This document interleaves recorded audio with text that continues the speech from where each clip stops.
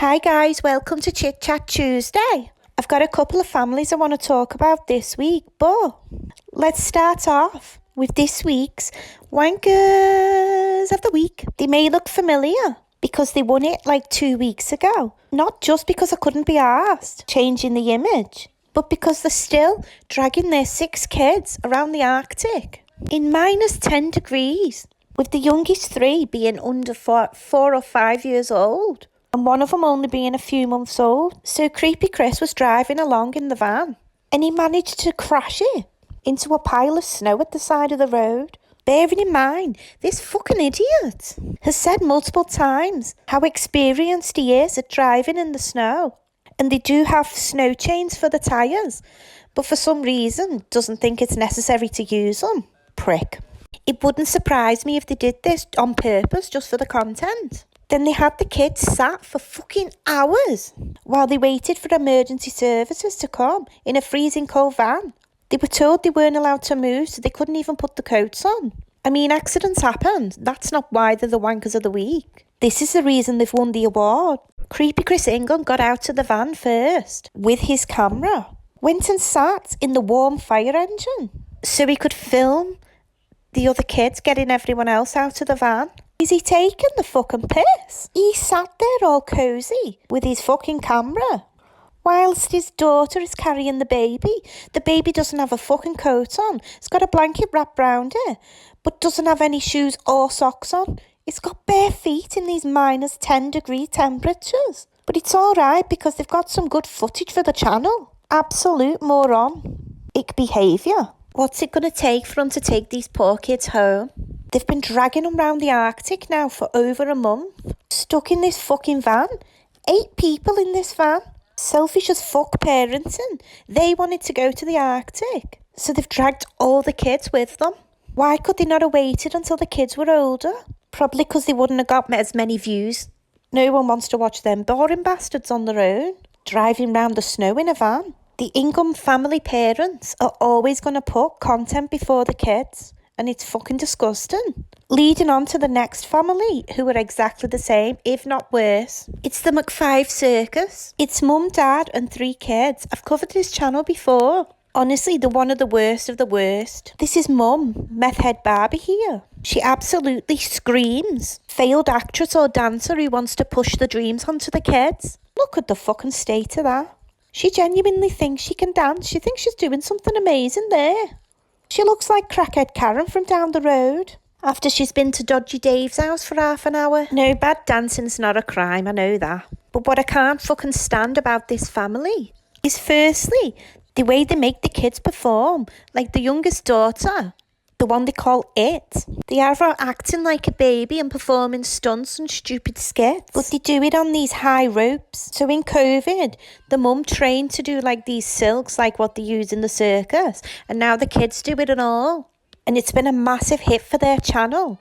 They've got nearly 14 million subscribers, most of whom are kids, which is what pisses me off the most. So here, for some reason, she's dropped a fridge from the ceiling while she's got her legs tied up in these ropes.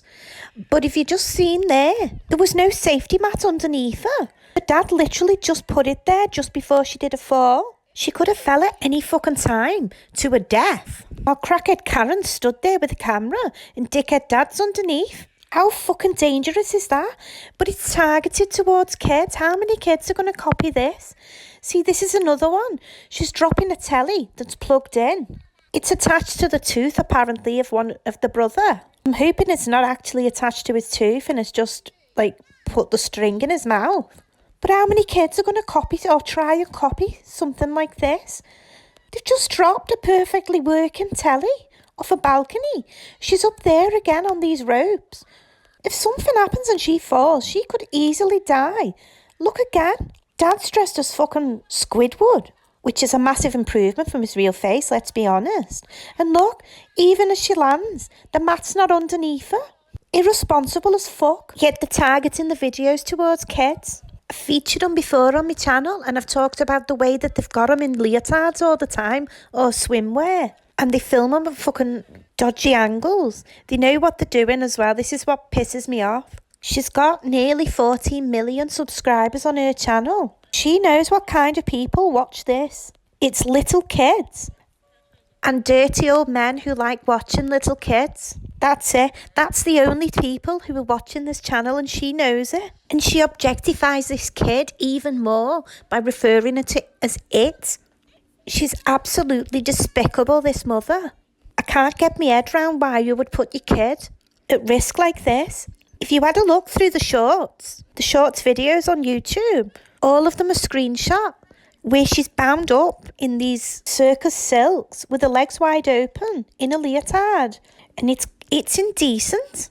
And I can't get my head round why her mother is comfortable with that. To be fair, she does look like someone who's got a very smooth brain. But seriously, I wish someone would fucking take this channel off social media because it's fucking disgusting. Talking of disgusting, let's have a look at what Alicia's been cooking this week in the Dougherty dozen house. Of course, yesterday was Monday, so it was Muffin Board Monday, where the kids are allowed 23 muffins each, 1 sausage and half a strawberry.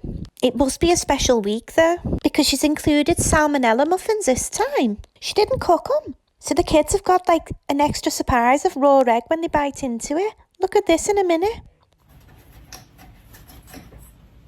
Wow. Looks snotty as fuck, that thing.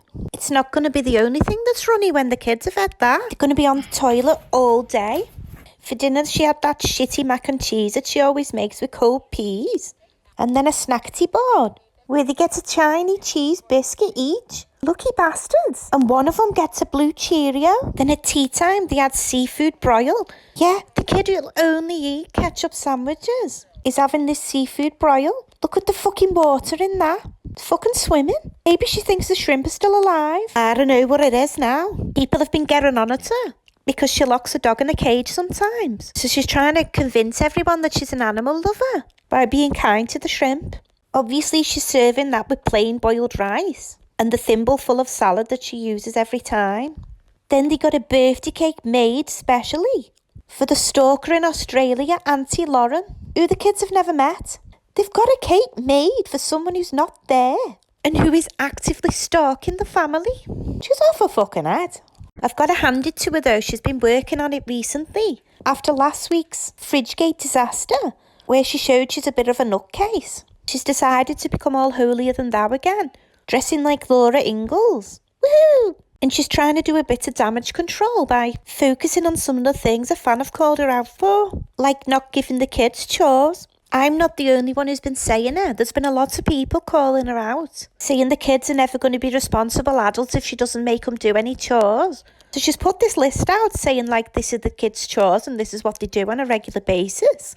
She's full of fucking shit. So she's got the youngest one. Her chore is to clean the windows. Are you taking the fucking piss? I'm 41 and I fucking struggle to clean the windows. It's a fucking ball ache of a job. Not to mention she's like 1 foot high. How's she going to reach the fucking window anyway? She didn't think this fucking thing through at all. So all the oldest one has to do is take out the rubbish. And the youngest has to clean the windows and the second youngest has to clean up the playroom. She hasn't put any thought into this at all. She's fucking thick. Not even stalker Auntie Lauren's going to believe this bullshit. At least try and make your lies a bit more believable.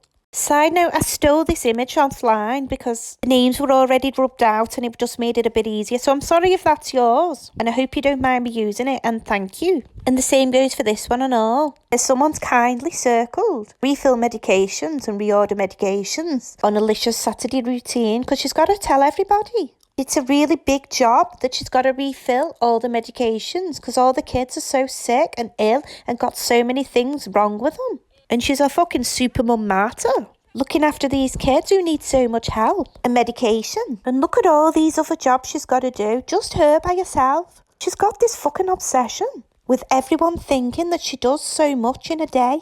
There's no fucking way you do all this on a Saturday. What are you lying for? It's a stupid lie, nobody cares. Nobody gives a fuck if you spend the Saturday sat down watching telly. Don't give me that look, Alicia, I know you don't do all that. Anyway, I'll leave it there. Thank you so much for watching and I hope to see you again soon.